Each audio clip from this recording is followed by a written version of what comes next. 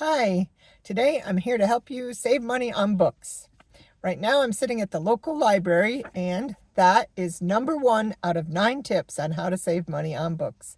Obviously, most people know about the local library, and that's fine if you don't mind returning the books once you're done with them. But it is a way to get free books to read, so I highly recommend checking out your library. Plus, they have a lot of other things. In fact, right now, I'm using this library's free outdoor Wi-Fi because my Wi-Fi is on the blink.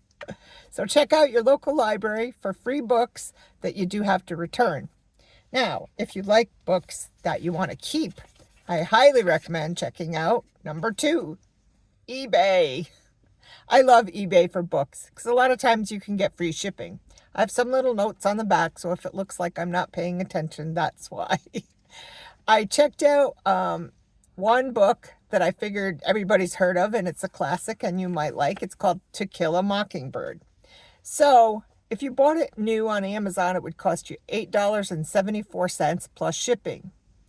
If you bought it on eBay, it would cost $5.72 with free shipping. Granted, it is a used book, but in the end, the words say the same thing. And then one of my favorite places to buy books on eBay is called Thrift Books. THRIFT. I'm all about the thrift. Thrift Books, all one word. You can actually go to their website and buy books from there, but I checked out what one copy of To Kill a Mockingbird would be there, and it would be $5.39 plus shipping. So eBay, often the sellers on eBay include free shipping in their sales, so I would check things out on eBay first. The next tip I have for you is to go to thrift stores. Thrift stores have great deals on books. Sometimes you can get books for 50 cents to $1. And they have paperback, hardcover, adult books, children's books, cookbooks, anything you can imagine. And some thrift stores, depending on where you live or where you can go to, they have huge areas filled with used books. And for that price, it's worth a look. Next, number 4 is used bookstores. I love used bookstores because they're so much fun. There's so many treasures in a used bookstore, and it usually takes a while to go through it. So if you got some time, definitely check out used bookstores for books. Now, sometimes it can run you anywhere from $3 to $6 or a little more if it's like a classic hardcover. But you can often trade in your books. I'm sorry, I have an itchy nose.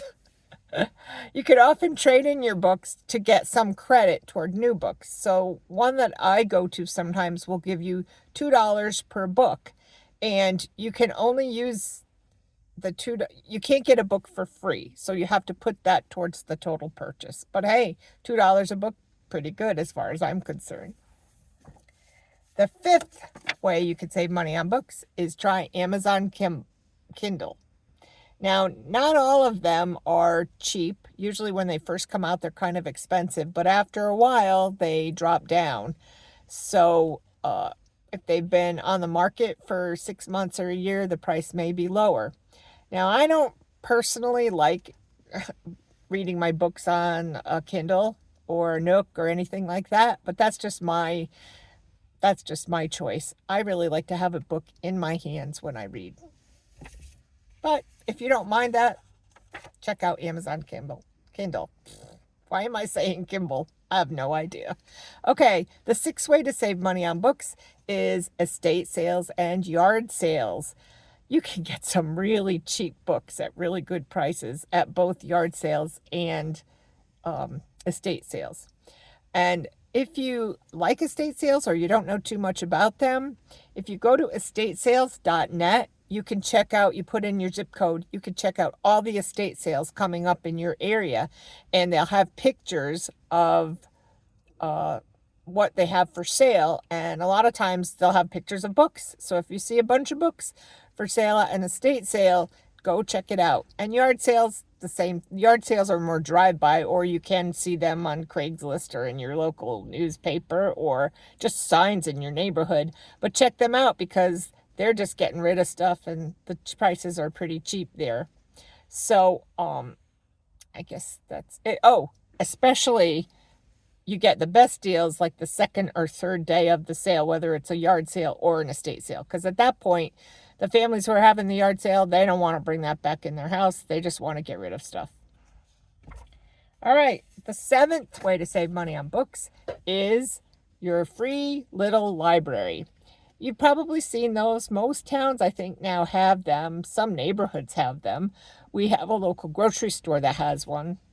It's a cute little house with maybe 2 shelves, and it's on a pole, and there's free books in there. And it says, take one, they're free. So take one and leave one if you've got an extra book that you want to get rid of. Or once you read the book, if you're done with it, you can always bring it back to the free little library so someone else can read it as well. All right. Now, the eighth way to save money on books is a library bookstore. I forgot to say that in the beginning, but I'm sorry.